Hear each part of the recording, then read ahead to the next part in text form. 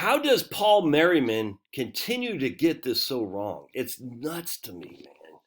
It's nuts. Just looking for my dogs. It's like once you pick a hill to fight, you cannot not fight on that hill, even when the evidence is weighted against you. And I'm going to share with you right here. It's bad, and I don't understand. It's like Dave Ramsey. Like Dave Ramsey will say, I said, Dave, anyone will say, Dave, your projections on future returns are just nuts. You'll say, oh, at least I'm getting people to invest. I was like, well, yeah, but I mean, over promising and under delivering that's not very kosher, man. Over promising. So if you over promise 12% rates of return and they only get 8, you're like, well, they would have not invested if I didn't overpromise. I don't know about that. It seemed to me to say, I thought I was going to get 12 and I put my whole retirement plan on that basis. Now I'm only getting 8. I think you should underpromise and overdeliver. That's sales 101. You underpromise and overdeliver. It's not good. And Paul falls to saying, look, I'm not trying to bash these men. They're more good than bad they bring to the table. This is so, it's frustrating because you can easily just tear apart their arguments, and then which leaves them wide open to say if they're wrong here on this simplistic thing, what else are they wrong on? It's kind of like the CDC. If they're wrong here on this, what else are they wrong on? And then you say, I don't know if I should trust them for anything, and that's not good. So anyway, let's go into this. Sue has sent me this, and just a few minutes ago, she goes, how to have substantially more money when you retire without saving $1, even $1, even $1 additional dollar.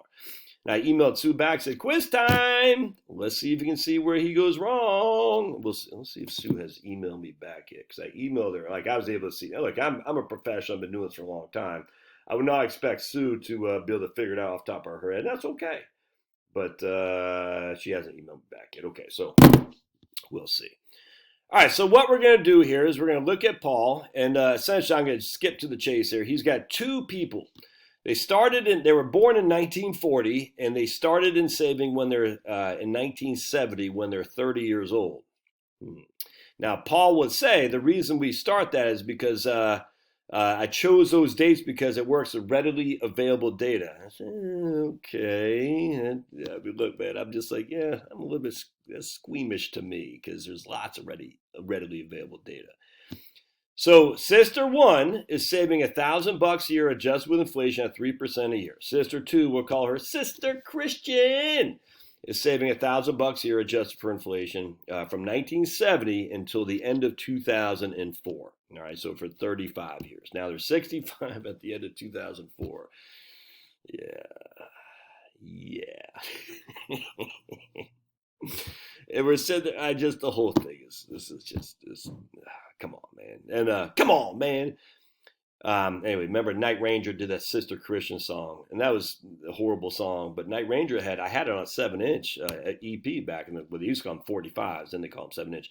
Don't tell me you love me. I had that on 7-inch. It was a good song. I think Ted Nugent and the Damn Yankees did a cover of that, which is fantastic. Big fan. Terrible Ted. All right, so they each saved $57,000 over the course of those 35 years. They each 100% allocated in stocks until 1990 when they went to 60-40% portfolio. All right, now Sister 1 only had 100% in the S&P 500, and Sister 2 had a 4-fund combo. All right, so at the end of 2004, Sister 1 only had $552,000 in her portfolio, and for taking 4% a year off, was only able to pull $22,000 a year. Sister Christian had $842,000 and was able to pull 50% more just because she had the 4-fund combo. Wow, Paul, you're a magic man. Come on home, girl. I'm singing all kinds of classic rock. Magic Man. So Paul is pulling tricks out of his hat here because he was able to give Sister Christian 50% more income without saving $1 more. How did they do that? Well, it's easy, man. It's easy. So let's see here. There's got to be a catch. Well, their catch was they went into the 4-fund, if I can find it right here, 4-fund combo, which was, hold on just a second, we had it up here someplace, 4-fund combo right here. Large cap value stocks, small cap value stocks, large cap blend stocks, small cap value stocks, and small cap blend stocks. So we got 4 different funds. Large cap value, large cap blend, Large cap, small cap value, small cap blend. So what we do is we take our trusty whiteboard here and we say, okay, so we have 4 funds, each at 25% allocation. 0.25, 0.25, 0.25, 0.25. All right. We know historically large cap and small cap are geared towards more growth than value. So we know about of the 100% of the S&P 500 or the Russell 2000, 40% of that is in value.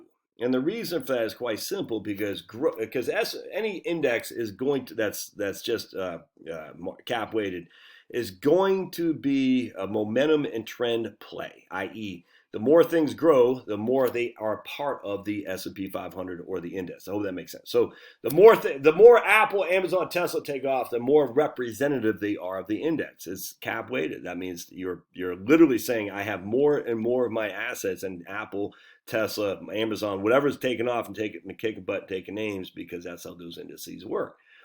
So 60% of those portfolios are typically about the growth side of things. 40% are the value. All right, so remember, each fund represents 25% of the portfolio. Funds blend 40% of that 20% is in value. So what we do is we take 0.25 and we times it by 0.4. 0.25, we times it by 0.4, which gives us 0.1, right? So basically, all right, let me just keep going here. So I hope that makes sense so far. So each of the 2 blend funds, 40% of the blends are in value stocks.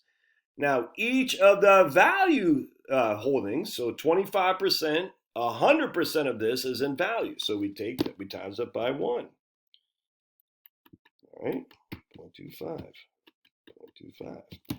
So each of the, where I'm going with this, we have a lot of redundancy here. So 25% of the value is 100% in value, which means 25% of that is in value. 25% of the small cap value is in 100% in value, which means 25% of small cap value is in value. 25% of the blend of that portfolio, 40% of that 25% is in value, which means only 10% is of the entirety of the portfolio. So we add all these numbers up here and we get 70%. 70% of our portfolio is in value stocks, which means this portfolio is heavily weighted towards the value side. And I'm stunned that Paul doesn't get that. There's a lot of redundancy here, my friends. Small cap value and small cap blend is going to have a lot of the same stocks on both sides. Now, we have evidence of this not working so well this last 12 years, right? Because we have these things called the equal weighted S&P 500, where everything in the S&P 500 gets the same shares. It's not cap weighted, it's equally weighted. That got trounced over the last basically 12 years. S&P 500 has trounced the equally weighted S&P 500 because, again, the momentum and trend play of the S&P 500. Now, we'll get into this a little bit deeper, but this is what's happening here. So when value outperforms, Paul Merriman will outperform. And this is why I chuckle when he cherry-picked these dates, because I'll share with you in a second. When value underperforms, i.e. the last 10 years, you're going to underperform. I can make the same argument saying, okay, we can cherry pick large cap growth stocks to do the same thing. This is what the cherry picking just ticks me off, man. I hate it. I hate it. All right, so anyway, also on top of that, let's just use the starting ending year too. All right, 2004. Anyone see any odd things about that in 2004? 2004 was what? The S&P 500 fell 9, 11, and 22%, 2001 and 2. You know what did not fall as much? Well, let's take a look. Let me bring it up. Hold on a second. It's a value index, a Vanguard large cap value. It was actually up 6% in 2000. It was down 11 and 20% in 2001 and 2, where the S&P 500 was down 9, 12, and 22. This was actually up one of those years and down the following 2 years. Very interesting, isn't it? So we have some cherry picking going on here. That's for doggone sure, and I don't like that at all. Cherry pick. I mean, why not use large cap growth during the growth times? Anyway, that annoys me. So he is using a time to cherry pick, and if we just look at something like, but it's even worse than that, because I mean, Let's just look at Wellington, for heaven's sake, man. I mean, good night, VWELX. Let's look at Wellington, and here's Wellington in 2001 and 2. But it's even worse than this, and this is what just frustrates me so in the cherry picking data. I hate cherry picking data because anyone can do it. It's rookie league crap. So here's Wellington is actually up in 2001 and 2. 2000 and 2001 is down 7% in 2002. I mean, so there's lots of cherry picking there. But it's even worse than that. So Paul might say, yeah, but look, I'm going 60-40 from 1990 to 2004. Okay, so basically I got out of the market after 15 years. Yeah, so this lady's 45 years old, Paul, in 1990, and she's getting 60-40 after that. I mean, no, come on, man. This is freaking cherry picking. You can't do that. But it's even worse.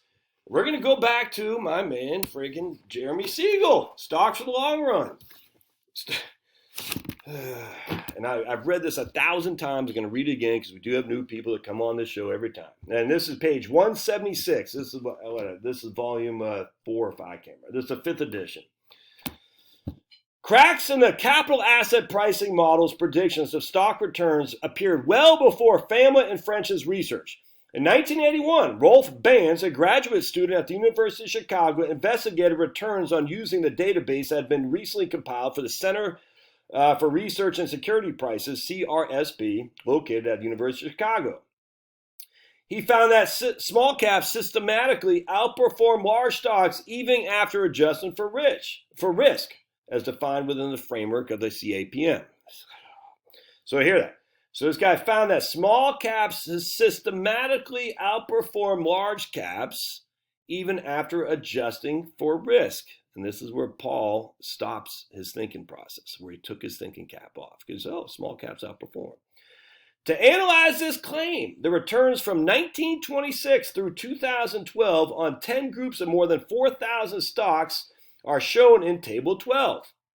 The compound annual return of the smallest decile of stock at 17.03% was more than 9.5 percentage points over what would be predicted by the capital asset pricing model. The return of the second smallest stocks, 10%, was 12.77, more than 3.5 percentage points more. Although the return on small stocks has outpaced large stocks since 1926, the magnitude of the small stock outperformance has waxed and waned unpredictably over the last 86 years. Small stocks, measured by the bottom quintile of market cap, recovered smartly from their beating during the Great Depression, but their performance only matched large stocks from 1926 to 1960. Even by the end of 1974, the average annual compound return on small stocks exceeded that of large by 0.5% a year, not nearly enough to compensate for the extra risk and trading cost. You hear where I'm going with this? But between 1975 and 1983, small stocks exploded. During these years, small stocks averaged a 35.3% compounded rate of return, more than double that of large. Cumulative returns in small stocks during these 9 years exceeded 1,400%. Nevertheless, this figure shows that the 9 years from 1975 through 1983 is eliminated. The total accumulation in large stocks over the entire from 1926 through 2006 is virtually the same. There is basically a 9-year from 1975 to 1983. Get rid of those 9 years. Large and small did the same, and large did it with a hell of a lot less risk. What caused the tremendous performance of small stocks during that 9-year period? In the late 1970s and early 80s, pension and institutional managers found themselves attracted to smaller stocks following the collapse of the large cap growth stocks, i.e. the Nifty 50. In addition, the enactment of the Employment Retirement Income Security Act, ERISA, in 1974 made it far easier for pension funds to diversify into small stocks, boosting their holdings of these assets, of these issues. After 1983, small stocks hit a long dry period that lasted for 17 years as they underperformed large stocks, especially in the late 1990s. But when the technology bubble burst, small stocks strongly outperformed once again. From March 2000 through 2012, despite the severe intervening bear market, small caps enjoyed a 7.2% rate of return, while large stocks represented by the S&P 500 returned less than 1%. All right. Whatever the reason for the small stock surges, the trendiness of small stock returns does not mean investors should avoid these firms. Small mid-cap stocks constitute about 20% of the market. So if you put 50% of your portfolio in small caps, of which 35% is that in small cap values, you are so waiting on that one asset class. You're making a horrific mistake if you're wrong.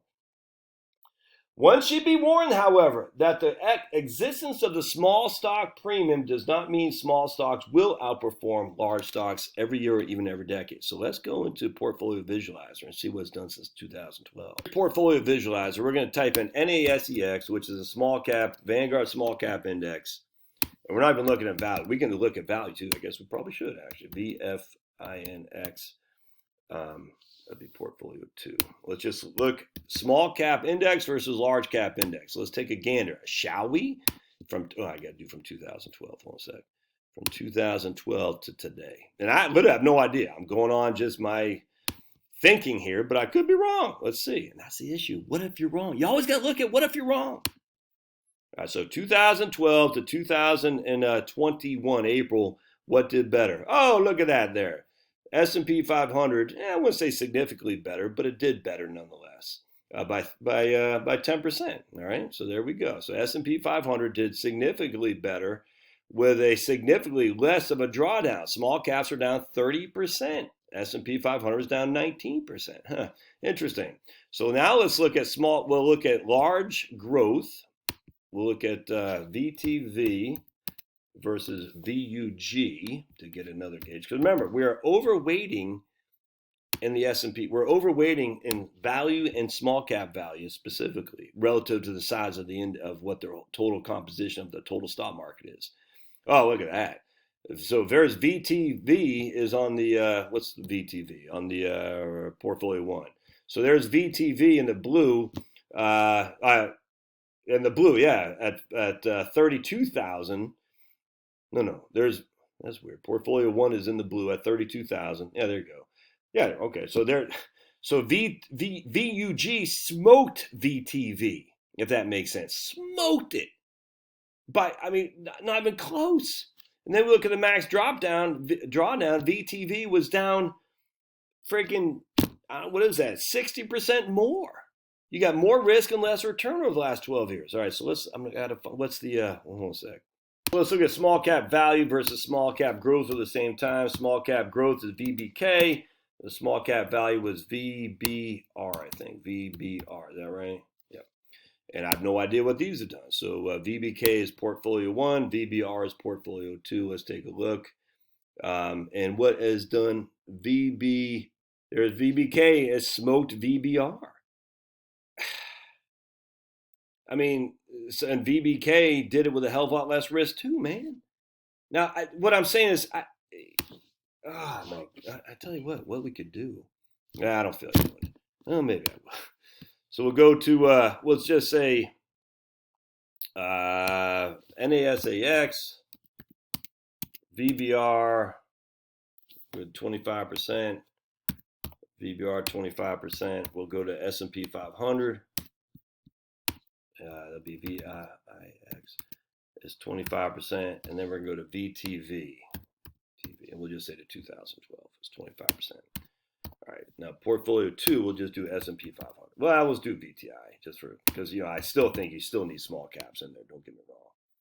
All right, I need a ticker, VTI. All right, so we'll do 100% there. All right, so let's compare. Going back to the last 9 years, 10 years, something like that. And I have no idea. Oh my goodness, look at that, dude. I mean, look at that. It's not even close. That's VTI. $40,000 you had if you put 10,000. You've quadrupled your money over the last freaking 10 years, 12 years. VT, the other four, you're down to $27,000. And let's start, and the drawdown is about the same. So let's take distributions out. Now we'll just do withdraw fixed amount. We'll say $400 annually. That's 4%. We'll just do the 4% rule, and we'll see what is done better. Just the whole cherry picking stuff infuriates me. And here we go. Oh my goodness! Look, I got $32,000 after withdrawing 4% a year. You got freaking $20,000. So I got. I mean, I am literally up 50% more, and I'm taking 50% more income too. Anyway, just stop. I gotta highlight this because I always forget what page this is. Stop. Stop cherry picking. I just cherry picked. I show you, oh, my portfolio is better, Paul. Buy my stuff. Sign up for my newsletter. The cherry picking's got to stop. Frustrating. Love to hear your thoughts. All right, we'll see you.